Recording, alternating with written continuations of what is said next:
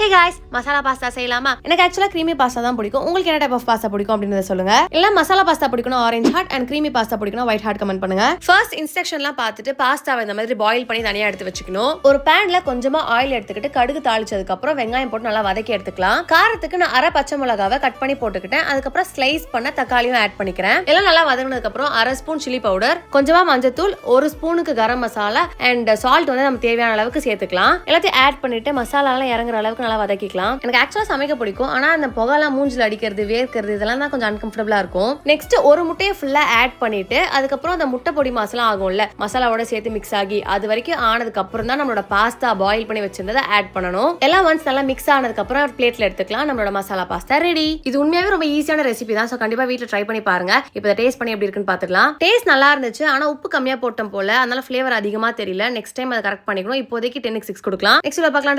By.